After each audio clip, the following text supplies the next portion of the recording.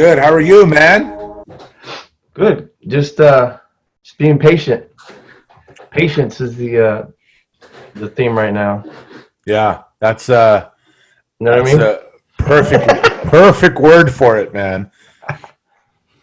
Oh my God. Well, Michael, thank you for being on the show. Welcome to Real People, Real Stories. As I mentioned to you, I wanted to have you on the show because of your journey, your inspiring story Mhm. from the beginning. You created something from scratch, from and you nurtured it. You worked your ass off to Yep. build this business for yourself, which is the Sabor on the Bay. Correct. Yep. And I met you, as I mentioned to you in the phone call. I met you a very long time ago, and you were promoting the very first one. Hmm. And I still remember you handed me the flyer, and as I told you over the phone, I said, "Ah, this is another event. Yeah. This guy's doing a salsa event on a boat. Uh Oh, huh. whoop de doo." Okay, and Yeah. then after it passed, I heard a few people talking about it, and then the Yeah. following year, I saw another flyer, and I saw a lot of pictures. I'm like, "Wow, Yeah. that guy had a lot of people at his first event." And it slowly started to gain traction. Yeah. And over the years, I was able to witness and see it grow to the point where it is today, Sure. and it's just amazing. And I wanted to get you on the show to just hear your story, man. How did it start for you? How did you get into the salsa scene, and how and where did this idea come from of having Sabor on the Bay? Well, kind of like a different multi experiences throughout, you know, for myself to kind of get to that point, Yeah. and it kind of just happened. So, long story short, my passion has always been music. So I started DJing.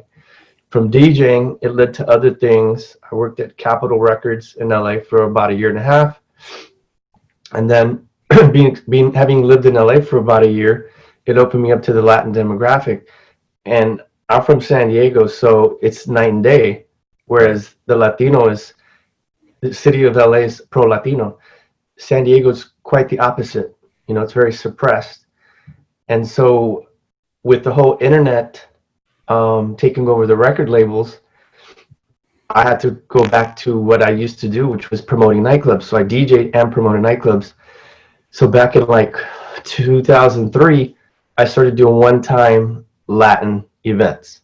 So this Okay. was at the height of commercial hip hop. I Okay. grew up with hip hop. I'm a hip hop head at heart. Same here. Same You, here. you know what I mean? So, Yeah. Big time. um, but it got saturated, and I didn't really like it. I didn't like the direction it was going. The Yeah. music wasn't creative as much. Right. It was just for the masses. So it lacked a lot of soul. It just lacked. It was just like watered down. You know what I Yeah. mean? It's like having Right. food that you're accustomed to, and all of a sudden, hey, we're trying to mass produce it.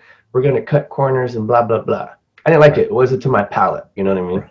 Right. So I went with what was nearest to me, and that was like the African Latin rhythm. So that consists of like salsa. That was the heart of it.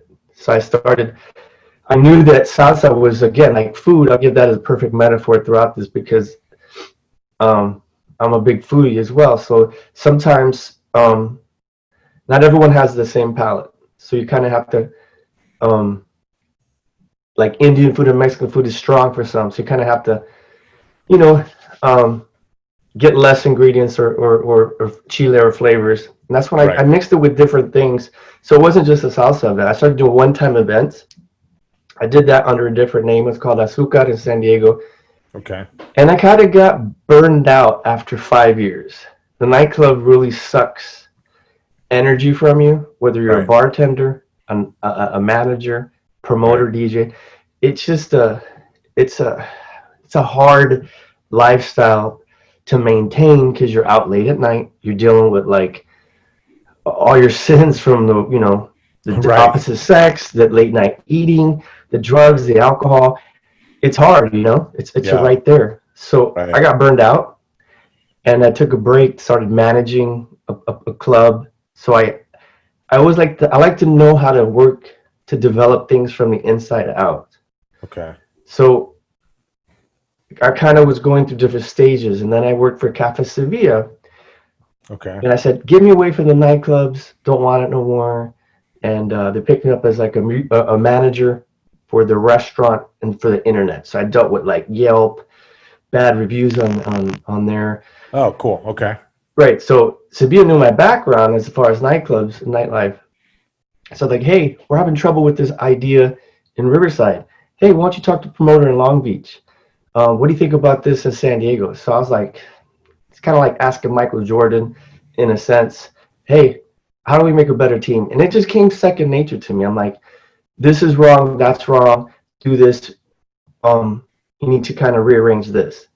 So Right. I did that in every market. And then I brought bachata to San Diego with the concept on a Tuesday night. Whereas Nice. bachata, I saw gaining steam. We introduced it. It worked. To this day, it's been altered, but bachata is still a theme of Tuesdays at Sevilla. So the Nice. concept has withstood the time through their changes, but it's still there. So long story short, I asked them for a raise, and they said no. That's not the way it works. Keep coming with the ideas. Okay. I'm like, well, I'm a numbers guy. And just with that bachata idea, I got all the numbers from the past Tuesdays compared to the other Wednesdays. I said, this Tuesday concept's making $9,000 more a month Right. compared to, you know, your The other boring. nights. Right. Right. And that's just the Tuesday. So forget about what all the other stuff I've been doing for you. This is just the Tuesday concept that we proved to be correct. And he just said no. You know, it's like it's not the way it works. I said, he goes, why don't you go back to doing Latin events and put the Cafe Sevilla name on it? I said, well, shoot, man, might as well go Oh, back to wow. doing what I know I normally do and make 100% of the profit. Makes But sense. Makes you sense. know, Right. but I was sitting on this boat idea. So this is, kind of the story leads to this. Well, you were you sitting on the idea as you were working at Yeah, Sevilla? I had Okay. the concept of a boat for 2 years. I just couldn't afford it. You Right. know, it's Okay. it's not it's not it's pricey, Right. and Of it course. takes experience with a little bit of a risk financially to do it. Right. And it's not had never been done. Right. I went to a boat cruise little event. It was house music like 2 3 years prior. Hmm. It was like maybe 150 people, um, and brought a date where people were dancing, and Cool. the connection with the water, with the music, did something to me. And I said, man, why doesn't California have this culture of boats? You Right. know, why not? And it's because the boats are expensive. People have access to yachts with wealth. Right. And, I, my, none of my friends are doing well financially. Hey, come to my yacht. Right. Right. So it was all that. And I figured it's all about experience. When you do an event or it's about music, you want to heighten the experience. Anyone can hear a song, the same Right. song, Yeah. but if I play that same song, and it could be in a sexy environment, upscale environment, same song, people are going to feel it a different way. You know what I mean? So Well that said. that's what I try to do, is how to heighten your experience and make you feel like I am loving life. I'm listening to the song in a different way, and I'm having a good time, because that's my job, right? Right. For events. How can I Right. make you have a good time? I want you to love this moment, remember it. Because on a business standpoint, hey, I can gain you as a fan and bring you into another event. But on a personal level, that's what I do. Doctor saves lives. Me, I try to make you feel happy about music. That's kind of how I've approached it. So I had Awesome. the vision, all the time, was I want people to feel this way, and I Right. want to spread it. It's a positive feeling, and as live music it's been starting to decline live music. So I've had to adjust the themes and the music and the bands and I've kind of had to be more reggaeton friendly. So every boat, every city is a different size. So San Francisco has the biggest yacht boat in all of California. There's 4 floors, but I only rent 3. Okay. LA, it's a 500 capacity yacht, so it's 2 floors. Okay. San Diego, where I started, it has 3 floors, so every market's different. So Okay. I've also had to learn like just what works in San Diego might not work in LA. Makes sense. You Makes know what I sense. mean? Right. So all along I've kind of had to adjust, tailor something to the city, but the concept and brand is still Sabor on the Bay. Okay. So I always have a live salsa band, and it's usually Nice. local, the local band, and then I'll have a DJ playing hip hop reggaeton. Okay. You know, Nice. so again, I try to connect people. So usually you pair salsa one room and bachata in the other. That's kind of Right. like the cookie cutter, safe.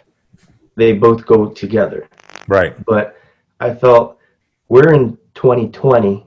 It's really hard to have one style of music the whole night in any room. It just I don't think you could do it. Even with house music, you gotta throw in something 80s, something techno, sort of hip hop, electro. Like you cannot stop any music. Right. I agree. So you know what I mean? It gets boring. Yeah, it We've been does. we've been introduced to so many styles of music. So I always pair bachata and salsa in the same room. You know, Okay. 2 different crowds. You know, but there's more harmony between those 2 than the other, which is I put reggaeton hip hop. Right. So Nice. so a lot of it been music based.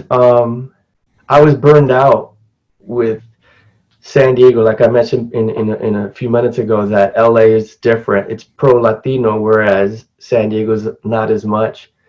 So I had difficulty when I was doing one time events. You know, I'd go into I always pick the sexiest venue. I want the best. I want that venue, you know. But it was so mainstream.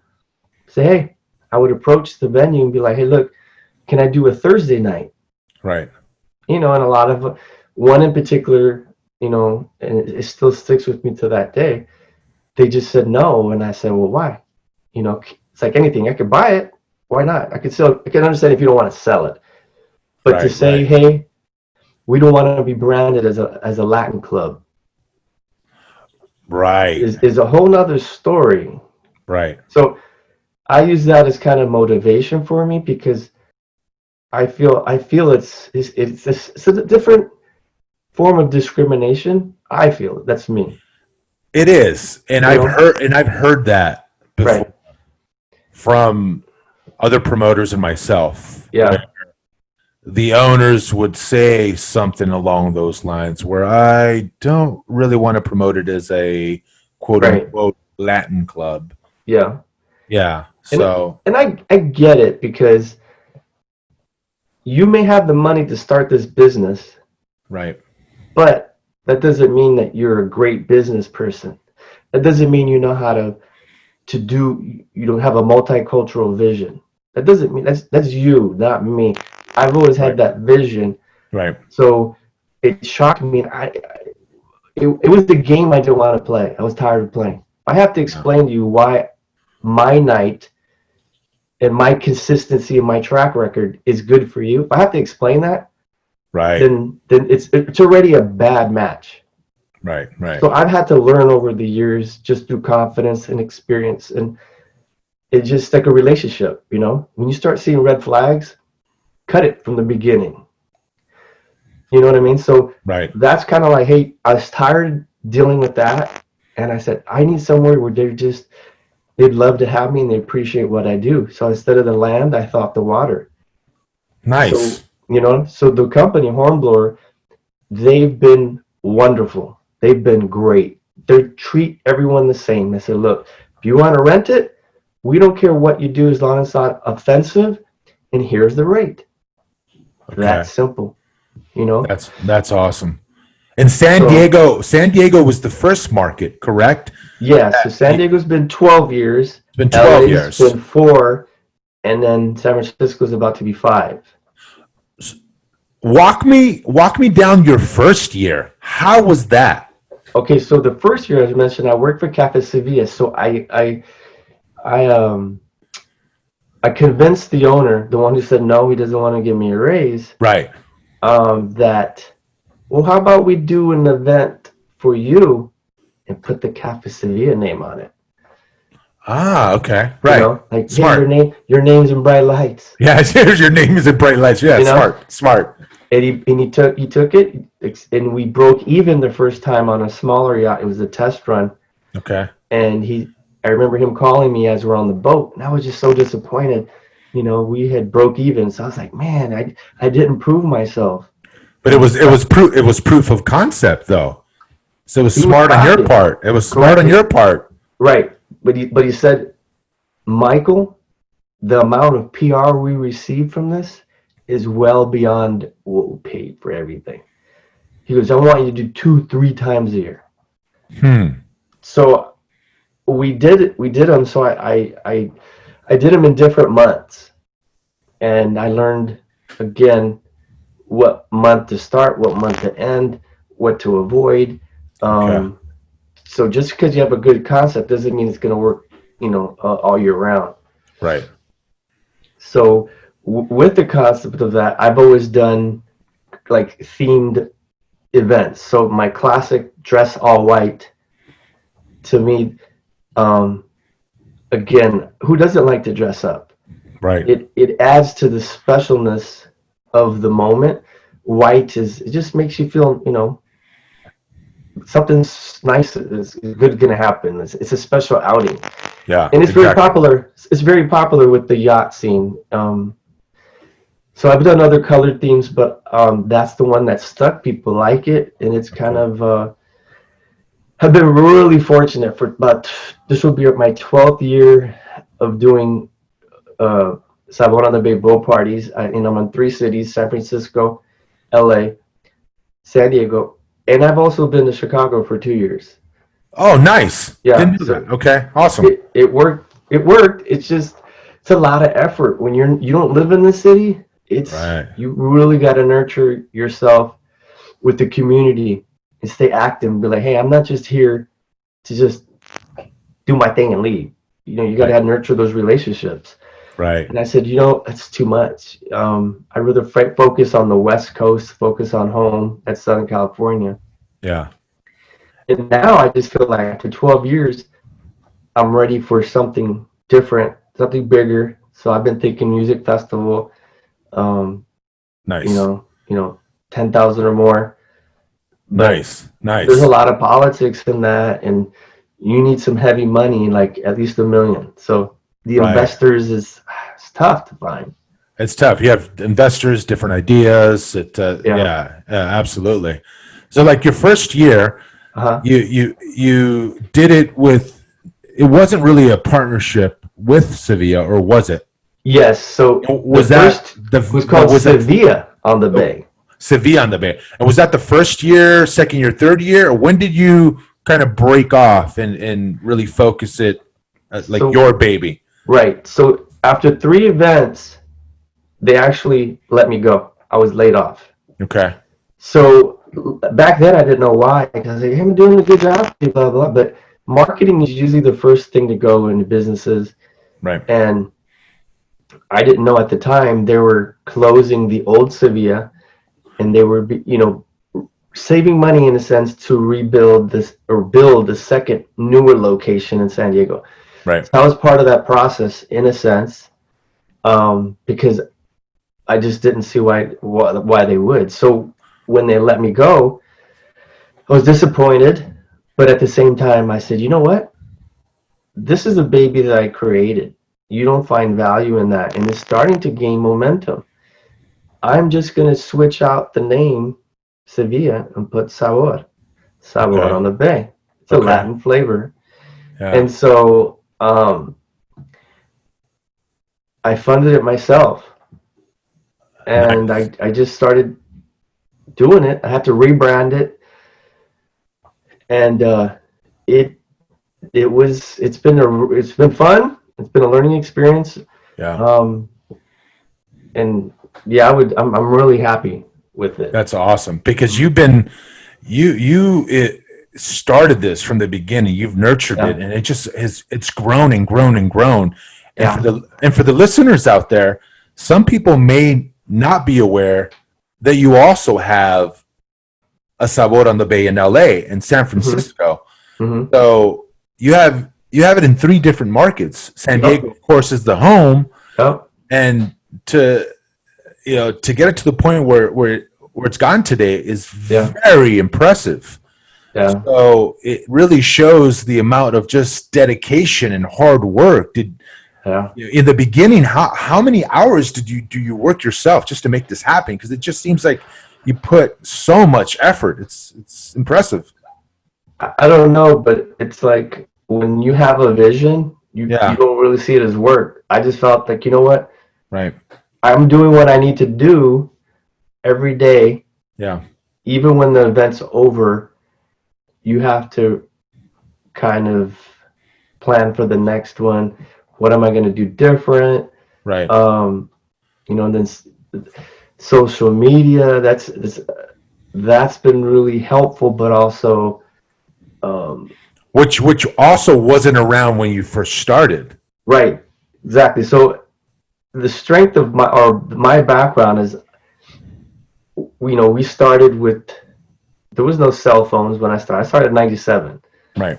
So it was just, I think it was, we were collecting emails and it was all word of mouth, Yeah. person to person. So Yeah. that to me is the connection. If you don't know how to talk to people and to Yeah. connect one on one in person, Right. you will struggle. As a salesman, entrepreneur, you know, that's the core of it, is people have to connect. They Right. may not like your event, but at least they'll be like, yeah, he's somewhat of a cool guy, Right. you know. Right. So um yeah, it's so from the emails went to MySpace, Right. pagers went to cell phones. There was no texting. Right. So there's always been something new every year, and you have to adapt and change and figure, oh, cool. You have to learn it. So with that came Facebook, brand new, and then went Instagram, and then now you Right. can text Right. with images, like a map, like an email blast. I could do text blast. Right. And then there's your website, like the SEO. How are you going to capture your emails? And it is a science. Right. Absolutely. Yeah.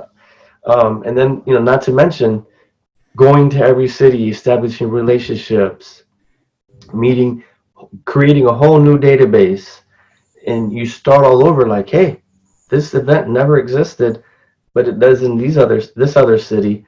Try it out. And Nice.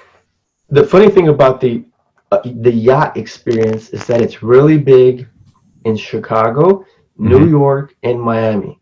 It's never been a West Coast thing. That's very true. It's huge in Mhm. Miami, New York, and Chicago, Yeah, especially Miami. yeah. And after being in Chicago, like I've learned, like every city is a personality, is a person, and What, Michael? Why do you think that is? the But what?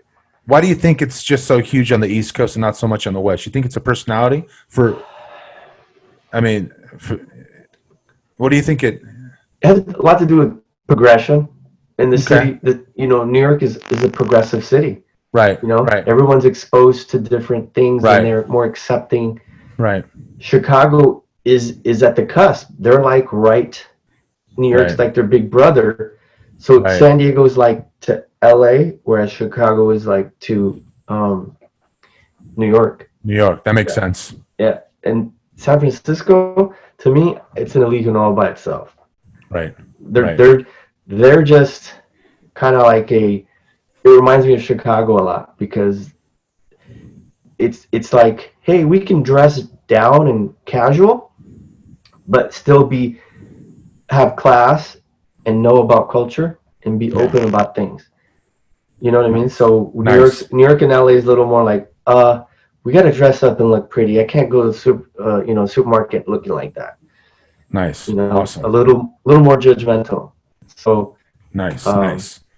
yeah, So you also have different themes, right? So you had a white party theme. What are some of the things that you creatively put together? so that's my bread and butter is the all white. So I'll do an all Okay. white theme Nice. in San Francisco. I did an all white theme Chicago, and people kind of, I get the whole little, oh, all white. That means Right. my homeboy can't go, or hey, like, that means my Asian Right. friends can't go. I always get that every year. I even Right. had an email from a lady who happened to be white Anglo, and she says, "Dear sir, I came across your event, and I really think that this is a horrible name, and it's bad on America, and you should really consider not doing your event." So I Okay. thought about it, right? Wow. I said, Okay. you know what? Hmm. She went on impulse. She didn't even bother to look on my website to see what Right. kind of event. She just Right. saw all white party and thought, oh, bunch of white people are just pro white having a party. Right. Okay. She Okay. didn't think to consider, hey, it's a Latin crowd dressing in white, that was even possible. I've That's had that's what she took from it, right from the right. get go. And then I've Right. had other comments, in red saying like, yeah, it's poorly worded. It's a poorly worded event. That's interesting. Right. And I Hmm. said, look, if you think racial, then perhaps you're the one, perhaps that you need to, maybe you're the racial one. Right. Right. You need to look within yourself. Right. I Right. said, you know what? I'm not going to do something politically correct to please the masses. And then the name, it's just catchy. Oh, we're going to all white cruise. It is very catchy. Yeah, Why absolutely. change it to a all dress in white cruise? I mean, Yeah, too long. it's not catchy at all. No. Oh, we're going to all dress in white cruise or something. All Right. white boat party. Like, so as a marketing aspect, I just, you know what? I'm sticking with it for those that understand it. I mean, that's just what it is. I'm not changing it. Yeah. Nice. So Nice. That's it's awesome. been, So you have a all white party, yeah, theme that's, party. So have you created other I theme have. events? Okay. Yeah, so going back to your question, I've Mhm. tried a Brazil Carnival theme. I've tried Cool. yeah, That's Brazil. wow. That sounds fun. Yeah, so we have the samba dancers and the Mhm. samba band. Okay. We've tried like a Las Vegas theme, a red and black theme, Okay. Halloween. So I've like experimented with different things. The all white just knocks it off the park. So it's like, Nice. um, so excuse me. So Halloween is just too deep into October. Hmm. Something about Southern California. It says once we get under 75 degrees, it's too cold when I go. Yeah, that's true. So it's like, man, this is 75 degrees is summertime in a lot of other cities, Right. but we're spoiled. So once that like second, third week of October, Yeah. that shuts down all outdoor events. People are just no. I want to stay indoors, comfortable. You Right. know. Um, so my events are strictly summer, end of May to end of September. 3 cities. We're on Instagram, Facebook, website saboronthebay.com. Nice.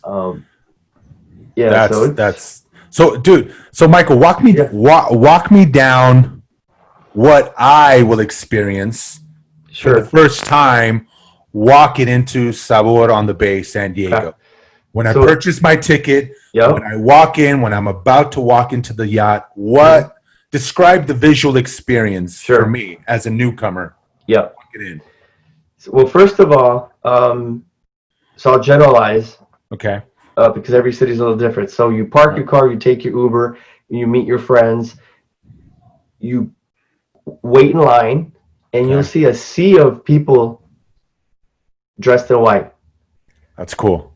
So automatically, like, hey man, it's like we're going to a Raider game, everybody's dressed in theme. You know, Right. we're going to a Laker game, everybody's in purple and gold. You're like, hey man, this is like, it's cool. We're all part of something. We're all sharing Right. something together. Right. That's cool. You know what I mean? So Right. off the bat, there's that.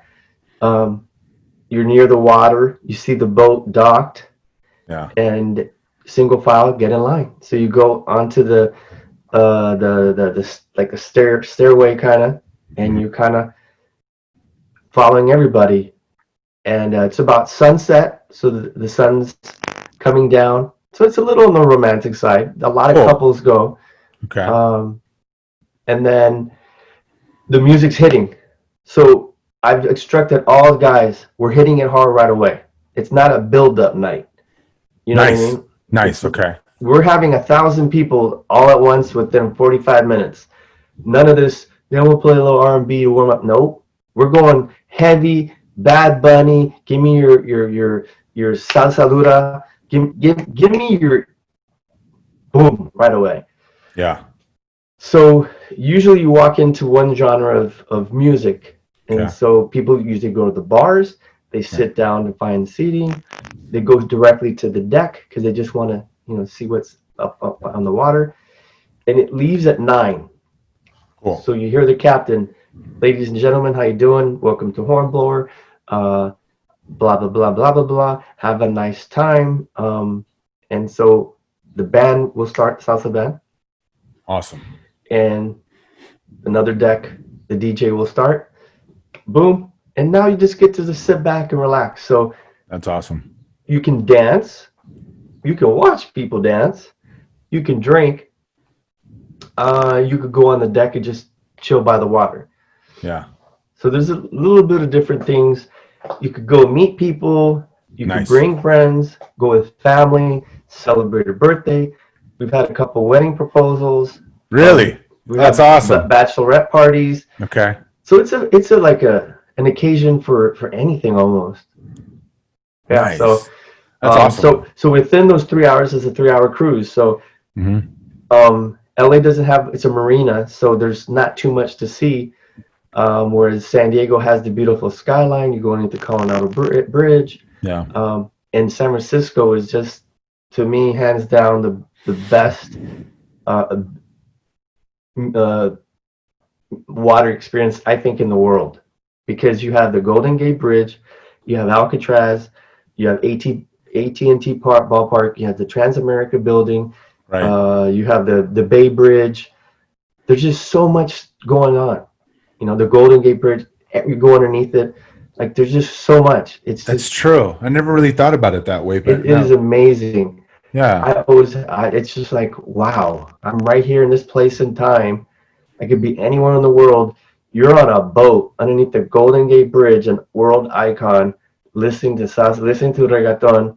Yeah. You can't do that in anywhere in the world. I guarantee it. You Right. can't, there is no feeling, no other experience like this in the world. Yeah. Wow. That is amazing, man. That is Yeah. amazing.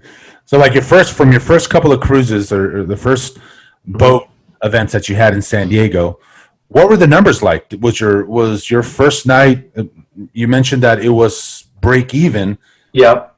a few hundred people, 500 people, and how, as far as the increment of numbers, how did it grow by a couple of hundred every year, or how was that? I've always been close to capacity, so I've been like under 100 people, Okay. and so we tested it with a 500 capacity yacht. Okay. It did okay, and then Cool. we went to the big yacht, and so So I you was like, you slowly started to go to bigger yachts because yeah, of the yeah, and I've done response. correct. So I did the same thing in San Francisco. I started did the same approach. I just did it in San Francisco. Let's start up with the 500 capacity. Boom. Okay. Okay, it did well. Now we're going to go to the bigger yacht. Okay. So I have like kind of a method of doing things because it has worked in some ways. But again, I've had to play with the ticket price, different marketing. Like Right.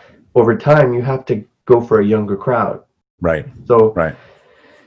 I found a good medium for me for the event. So I historically sell them out. I'd say about 90% of the events I get up that sell out. Nice. Hmm.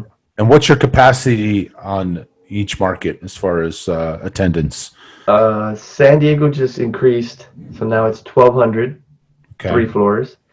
Los Okay. Angeles, it's approximately 550, Okay. and Okay. in San Francisco, it's 1,000. But I'm going to be expanding the whole boat, so that'll be 1,500 next year. Okay. Okay. So Yeah. you So okay.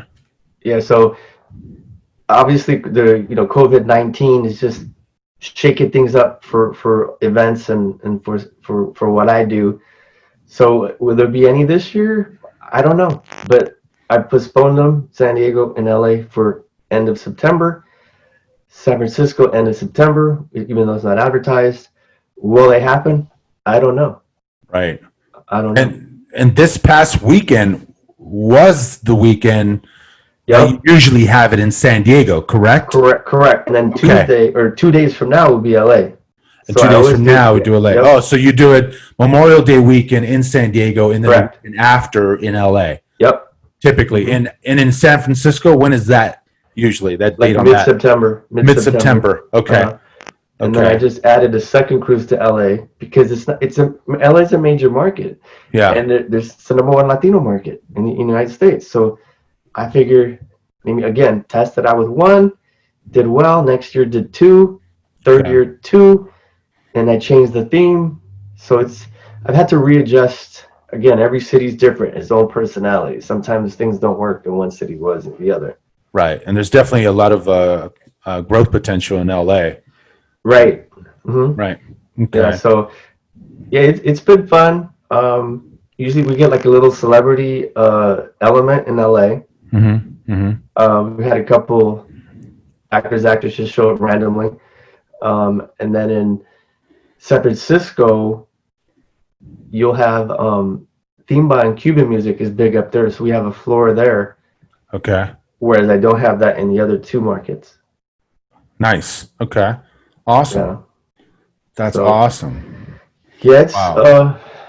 it's been challenging. It's been It's challenging. This is the biggest test yet right yeah, and now. this is the first year out of 12 years that you are Correct. not putting this event together. Correct. I am proud to say it has taken a pandemic to stop me, and it has stopped my streak of 12 years. Yeah. Took a pandemic, man, to stop me. The Yep. pandemic had to stop you.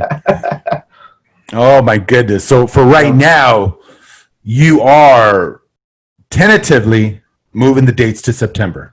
Yeah, yeah, yeah. Okay. So They've been moved. what are the dates? Do you have a confirmed date for each market, or is that Yeah, so I was gonna check because I don't remember the dates. So San Diego's Memorial Weekend, September 5th, San Francisco the 19th, and LA's the 26th. okay? Nice. Okay. So I've also done a reggae cruise for 3 years in San Diego. So I've Cool. experimented with different things. But again, uh, years and trends, they always change, They always change. Yeah. you know? Yeah. Right. So like with reggae, the same thing is happening with reggae that happened with hip hop. You had your kind of unique, kind of a black sound, and then it went mainstream and kind of got Americanized. Commercialized, watered, Yeah, watered down a little bit, commercialized. Okay. yeah. So luckily I understand the whole. I don't want to call it gentrification, but Right. Americanization with the sound of music with Right. different genres. I get it. I understand. Right. So Right. it happens to I think almost every genre. Yeah. It does. It definitely Yeah. does. And what's your market? What's your niche as far as your demographic? So you really is it between 20 to 30 with the age range as far as the attendance, and do you find that Yeah, you're catering to a younger crowd, or is it all over, all ages, or it is an all age event, but if I had cool? to choose a 10-year little span, it would be definitely like 35 to 45. Okay, Yeah, cool. so it's a little bit of an older crowd. You think club, it's not a nightclub, and I think that's why people appreciate it. It's Right. not a nightclub, even though the energy's up and people are dancing, but Yeah, let's face it, people go to nightclubs right now and they don't dance. that's So, true. you know what I That's mean? true. They just want bottle service. Yeah, And exactly. honestly, for me, I've always thought bottle service takes away from music. It It does. you know what I mean? It doesn't Yeah, let you connect right. with music or listen. You're more consumed with the selfie. Hey, look at me. I'm Right. the one It's sitting up here with the bottle of Moet, whatever. right, and you can't come into this area. This is about me and my group. Right. You And kind of that's you kind of separate yourself from yeah. the And that's other what I elements don't of do it. VIP. Yeah. I don't do that. Really, you don't Nope. do. Why is that? Because you want to make sure there's a connection between I all want a people. connection with everybody. Wow, that's so cool. Wow, I didn't Yeah. know that. Okay. Yep. So I've always we have tables that you reserve, but it's only because it's like I can't. We got 1,000 people. We can't seat 1,000 people in the boat. Right. So if you want a table, it's another cost. But I don't do the whole VIP section and none of that. I don't believe in it. Right. It takes away from the overall experience and the connection with people. You're Right. separating people. Right. You know what I mean? And now you're getting to the bougie look at me. That no, we're it's like a house party. Yeah. We're all friends. We're all family. If you want to go up to buy someone a drink or ask someone to dance, that's that's what it attracts. You don't get that many snobby people. I mean, people are people, but you don't get that snobbiness like a Right. Hollywood vibe. Mm-mm. Right. Right. That makes a lot of sense. Yeah. So when I go into LA, I know they're accustomed to the LA vibe. It's very flashy. Yeah. The velvet rope. Hey, someone. I try to eliminate all that. Yeah. Hey, we're dressing up. We're having a good time. You know, but this is a house party in a sense. That's awesome because you can easily sell VIP tickets. Easily. Yeah, and I You- thought, how would I do that? I don't want to do a whole floor section. I just Right, but you can easily do that and you choose yeah. not to. So Yep. which is great because you really really want to keep Yeah. that connection between people, Right. And which again, is the experience is water, yeah, music, and the themed dress. right, right. So, and to me, just being on water, that's music alone. And then sometimes I don't even put music most times on the rooftop because I want that connection with the water. I want, Yeah, hey, let's go take a break. Let's go have a right, conversation. Let's right. have that connection with water. No Yeah. music, no nothing, you know. So I depending on the city, I believe in that water connection. So the another amazing thing is the majority of people have never seen their own city on the water looking on their skyline. Never been on a yacht. That's a good point. Yeah. Right. And So for people to experience that for the first time in their own city, it must be really breathtaking. They may people are just excited. they're in awe just Mm-hmm. looking back at San Diego at the skyline or LA or San Yep. Francisco Yep. and to hear music, have a drink in your hand, it's definitely a nice experience to have.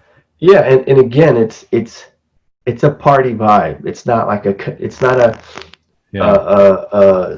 what's the word I'm looking for? You go into a work party.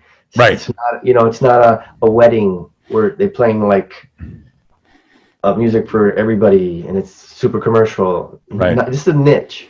It's a Right. niche. It's an acquired taste that I think most people of Latin descent will understand, and people who are not Latin that like that vibe.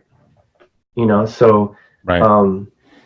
I try to keep it almost authentic, in terms of like Like for bachata, for example, I instruct the DJs, hey, don't just favor one style of bachata. Play the old school stuff and the new school.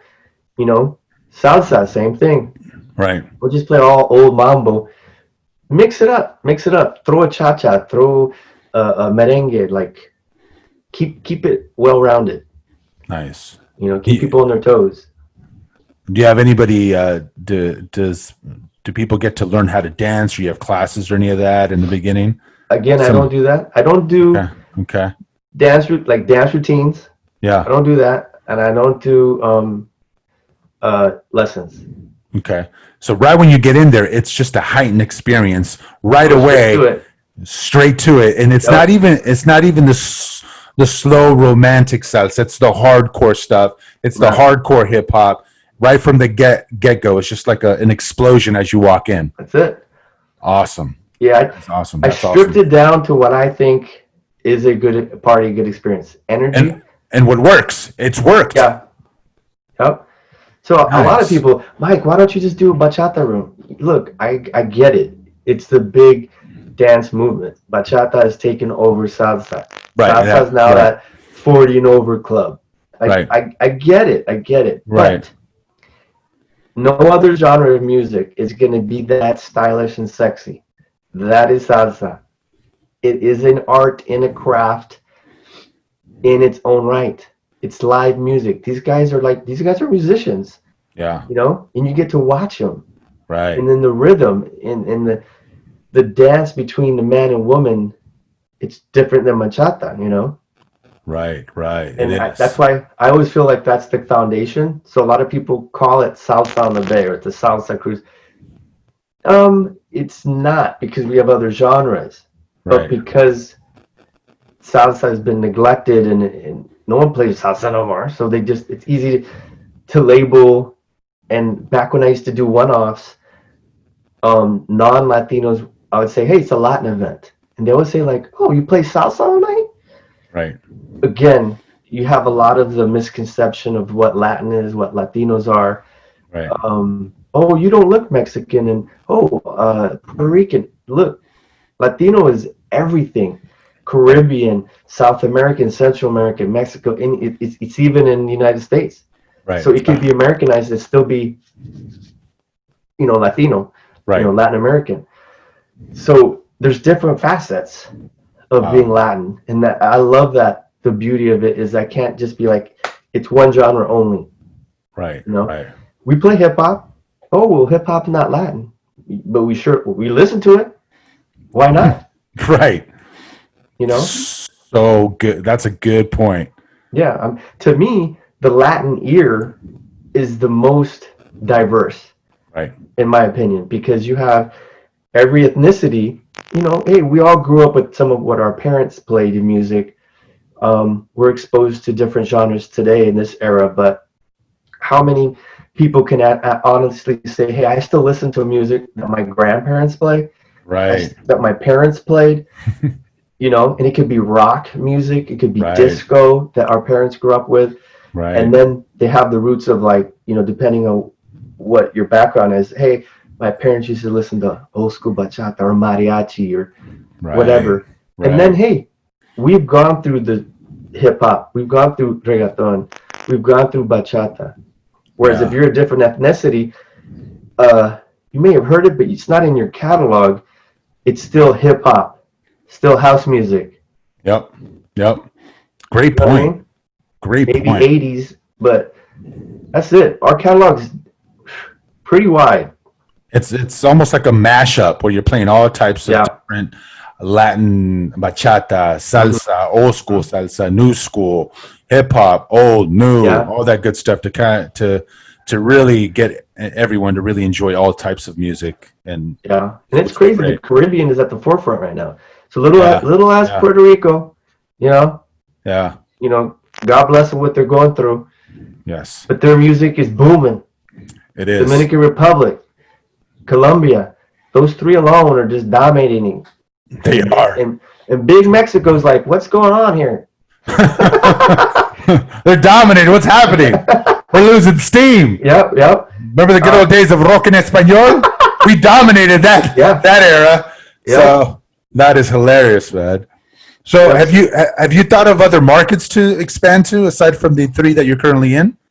I've looked into Miami. Everybody's like, "Oh, why don't you do Miami?" You know, again, the same issue that I had in Chicago is in Miami. There's not a big enough boat. Okay. So the smaller the boat, it's more of a headache. There's one in Houston, but it's not like I'm not like I got to go to Houston. In New York, I was this close to doing New York. I had been the company I work with, Hornblower. They had just opened the new chapter, I guess, in New York about 6 years ago, 5. Right. So I went out there and I kind of just soaked up the city. And I just said, yeah, well, let me give it some more thought. I don't want to just do it just to do it and brag. Yeah, I'm doing New York. Yeah. I don't know that many people. This is the number one market. You know, it's a little scary, you know, intimidating. Right, right. And then I waited 2-3 years and I said, you know what? I think I'm ready. I was just doing Chicago. I'm like, cool. I had been succeeding and going in every city and dominating. I like went to Chicago, did well. Did it second year, did well. I'm like, okay, now I'm ready for New York. I've proven that Sabor On The Bay is successful in all these markets. Right. Now I'm ready to hit that East Coast. So I went back out there to New York. This is about 2 years ago. Mm-hmm. And I didn't feel it. I said, you know what? New York is like in LA in terms of it's showy, big names. So marketing is three times more expensive. Your entertainment is 2-3 times more expensive. Right. Yeah, you get 2-3 more times more people. Right. But Salsa's dying in New York. You know, right. Dominicans and Puerto Ricans aren't really united. You know, right. But you got Mexicans there, Colombians, Ecuadorians, Salvadorians. Like the melting pot's huge, but how am I gonna, you know? Salsa's not hitting with the Dominicans, the as far as the newer generation of Dominicans, Puerto Ricans. Right, right. You know, so I just said, you know what? It would be more for bragging rights for me to come to New York than I can just expand on my West Coast of my backyard. Yeah, right. So let me just focus and grow it more here. You know, yeah, because of the different cultures and Dominicans and Puerto Ricans, it's just you have so many within a small city of New York. Even though it's a big city, it's a small city, and it's a challenge to try to get all the Latinos in one boat, and really, it's a different market. I can see how that could be a challenge. Yeah, and then also I'm also handing a city my concept.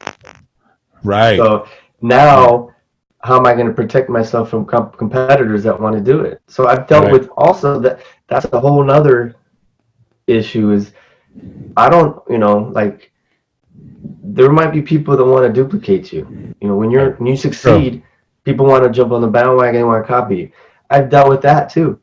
Right, you know? because you don't have anything protected. It's not an intellectual property. Correct. So anybody can just, oh, wow, he's doing good. Let me just go ahead and do what he's doing. Yeah, so it's like, again, why am I going to hand someone over something, especially New York, dog eat dog? So right. You know what? Right. Nah, I'll just focus on my 3 cities. I'm cool with that. Cool. I can still grow within these 3 cities. You know, I have more control over these 3 cities. And if I want to grow, it will be in a different way. And that's kind of where I'm at is just finding funding, network more with more people, and try to do something on land that's more like a festival, a larger event. You know, yeah. Wow, that's awesome.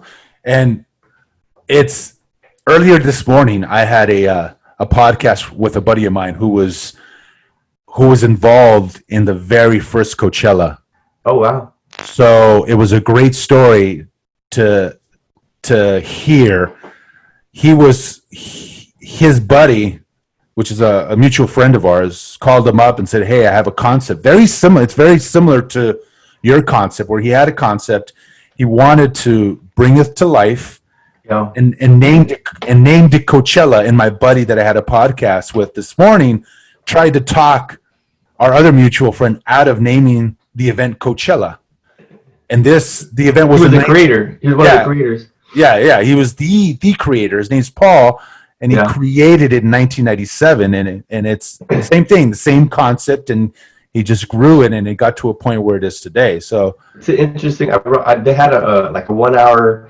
Coachella did a 1 hour something's on YouTube, and they uploaded it like 2 months ago, and it's a history of Coachella, and yeah, it is amazing because again, when you start something, it's not going to take that form forever. So that was, I guess, Coachella was originally an indie rock festival. Right, exactly. And they failed. It was not making money. Oh my God! Somebody came along with big money, AEG, I believe, and said, "Hey, we like the concept. We'll fund you and back you. We don't care if you lose money." I mean, how that's an opportunity of a lifetime. Exactly. It's a great story, and I'll let you know when I put that up. But it's an interesting story. Oh, I watched it because that's what I do. You know what I mean? It's and us promoters. There's not many of us. Yeah. We're last. We're like we're last of Mohicans. It's true. That's true. Independent wise, corporate has eaten up everybody. Live Nation is eating up everybody. Live Nation's after everybody. Yeah, I'm so small that they won't mess with me. It's like chump change for them. Yeah. And I know that. So I try to sneak in, and I'm kind of like, okay, I'm like the vulture. I'll just nibble on the leftovers of what you guys don't touch. Right. Still good. Yeah. I'm happy with it. But for you guys, they're trying to murder the whole cow. You know what I mean? Murder the whole cow. I'm just trying to, I let a little bit of leftovers. I'm okay with that. Yeah. Yeah. Awesome, dude. Well, dude, it's amazing what you've grown your business in the last 12 years, man. It's been very, very impressive. And what kind of advice can you give somebody out there that wants to do something similar? If it's not, within the same genre of, a boat event, a club, maybe a festival, what kind of advice can you give someone? Well, I would start with, first, you have to ask yourself, why do you want to do it? Right. So obviously it's like the money. I want to make money. Right. It's an easy way for me to meet women. Right. I just want to be popular and make a name for myself. Usually those are the three when it comes to entertainment that you find. Three main ones. Yeah. And so wow, you're not lying. That's so true. Jeez. Yeah, right. So those are, it is it's a position that gets a little bit of notoriety because it's like, hey, this is my house, this is my event. Right. What's up, Right. But for me, so to your question is like, I would first find out what the intent is of why you want to do it. Right.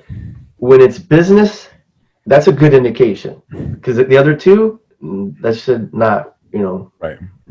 That should not matter as much. So, and then from there, you got to make sure that you have your finances in place. You know what kind of event, how much, just like a normal business. You have to assume that the first one is either going to lose money or break even. So you have to think down the line, like, hey, have a plan, like a business plan. Write out everything from what months, where locations, what you want to do. You want to have high expectations, obviously, and goals, but having expectations of yourself is different from the public, because the public, they're not going to see what you see. They're going to see maybe 15-20% of what you see. So, you know what I mean? So you're introducing a new concept to people. Most people are not open to new things. Right. So, having a vision, a clear vision of what you want to do, having an open-minded to adjust along the way. Right. Working with a group of people that understand and respect what you do. Right. So I would say like that in a nutshell. Is just have a Oh, clear vision, have a business plan, and look at your own intent why you're doing this. You have to be honest with yourself. nice. Mhm. Yeah. Dude, what motivates you, dude, to do all this? I mean, because it's a, you know, from the beginning, it seems like you're a very motivated person. Is that something you developed over the years, or just something that you just were a hustler and wanted to make this happen? Um. So I grew up with sports. So I'm a Oh, competitive by nature. okay. Okay. I play basketball, softball, Nice. back then baseball. So Yeah. I understand about competing and winning. Yeah. That's in my blood. Like Yeah. I still play. Well, not right now because of the whole quarantine thing, but I Right. still play. I'm 45. I Yeah. still play basketball 2 times a week. Sometimes softball once a week. I love the competitiveness. I still want to. I like to win. So there's that. I'm fascinated with being the entrepreneur side because I'm learning and creating something out of thin air, and I get to compete with other things. I control my destiny. Yeah. I love that. Being creative with it. I can, creativity with how to work with images, words. Certain words hit people stronger. Certain images are stronger than others. So I love the human psychology. Yeah. Right. So that to me is just I'm very passionate about the music, the entrepreneur side of things, learning. Like right now, how am I going to get out of this situation with the pandemic? So it's kind of like a puzzle. Right. Hey, okay, I'm going to maneuver this way, go this way. Um, Right. so it's kind of fun, frustrating because you're dealing with time now, but Right. it's challenging, and I like the challenge because at the Yeah. end, I'm just trying to deliver a music experience to people and have them be happy. So that's to me like I guess the good thing, the not selfish part is I'm actually doing this for others so that they feel good. That's awesome, man. Oh, Yeah. Yeah. over the years, when you look back, and what do you think attributed to your success? I'd say a couple things. One is my passion for music. I Yeah. was collecting cassette tapes, and at the time we lived in Albuquerque for like 6 years. Hmm. Hip hop didn't exist. Like I wasn't like exposed to. I wasn't from the Bronx. I wasn't from LA. Listening to hip hop when it started out in the '80s. You know what I mean? Yeah. So Good hip hop. yeah, I just had access to UMTV Raps. Yeah. I fell in love with it, recorded it. I'm like, well, I don't know what this is, but I like it. Yeah. Started experimenting with different. LL Cool J led to Houdini. Houdini led to BDP, and I was just like, oh, I want more. And I started digging. Oh, who's this group? Who's that group? You Right. know, um, Right. and so that was the seed. And then I started DJing. I loved it that much. So I've understood the music and programming so that I could talk to DJs. Right. This is what I want. This is what I'm trying to do. You Right. know, Right. not so much, hey, do this. Hey, this is the type of vibe I'm trying to provide. Don't play this, this, this, but please play this, this, this. There's a certain style and ambience I'm trying to go for. You know, so some DJs understand that. They're like, cool. We're just here. I'm here to tailor something to what you want. You know what Yeah. I mean? Others, they might the ego comes in. That's not how I play. Okay. Well, do you want to work with me or not? Like Right.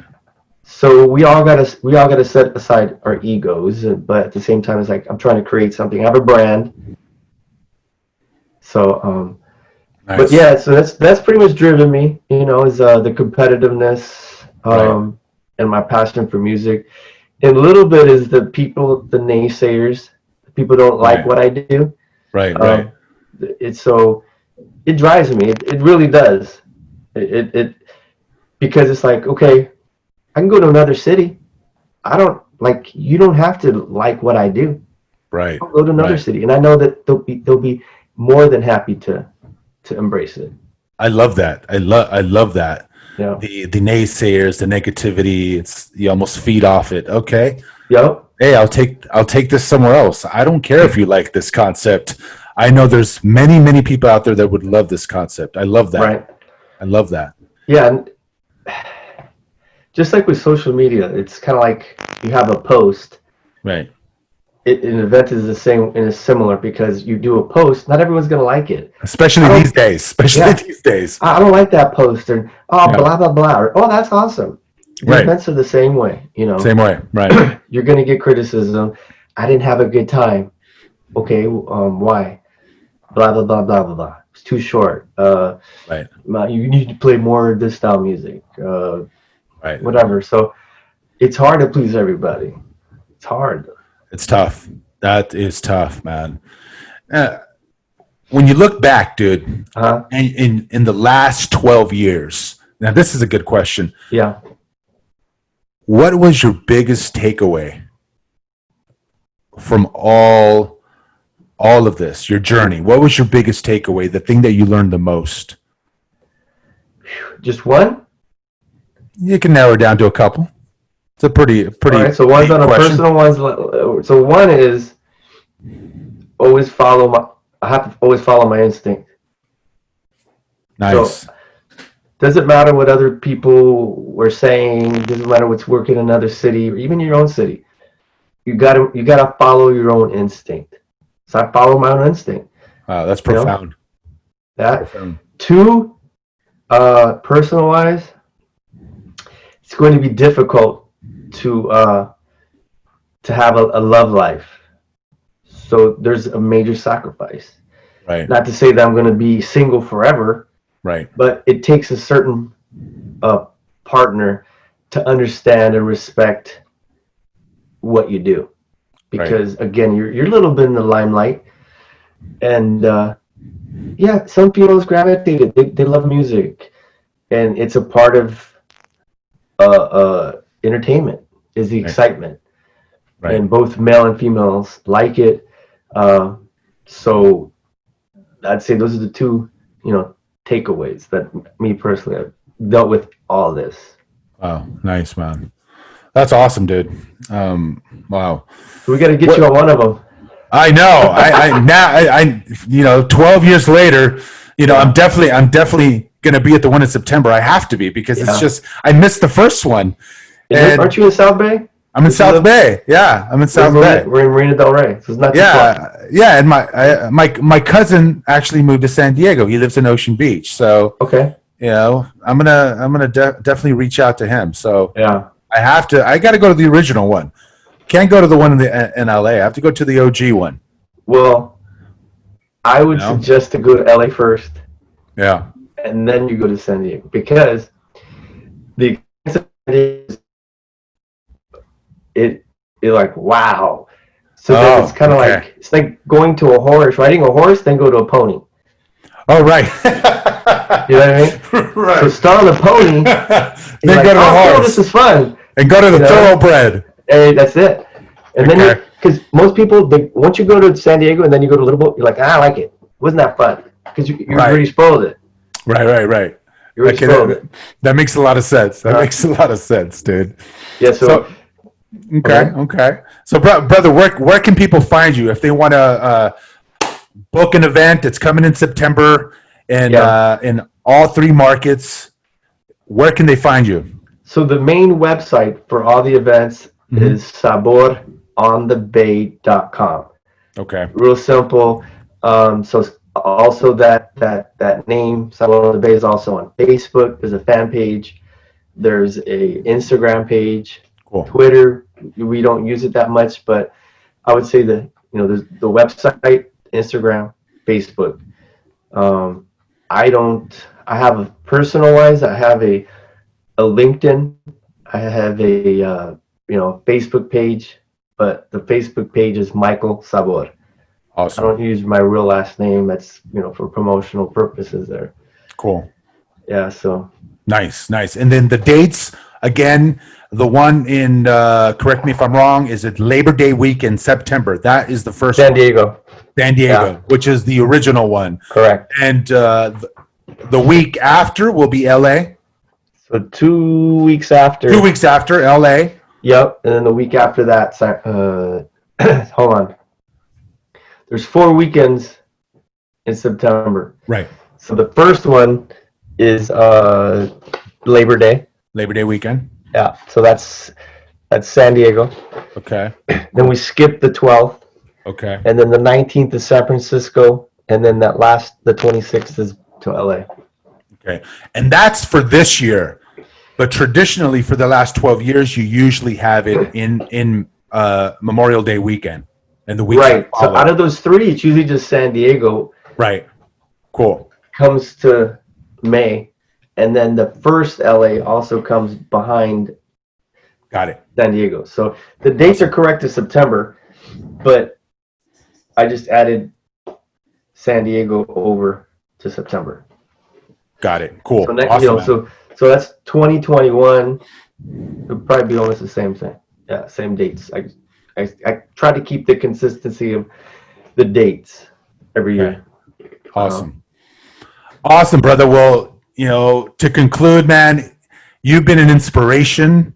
I know when someone hears this, they're just gonna be in awe, man. I wanted to hear your story for a while. Yeah. It's just an inspiration and just it's a testament of your hard work, your blood, sweat, and tears of really creating this concept and growing it to the point it is. My hat's off to you, my brother. Congratulations. Keep it going. And I am looking forward to be a part of the first one for myself in September, brother.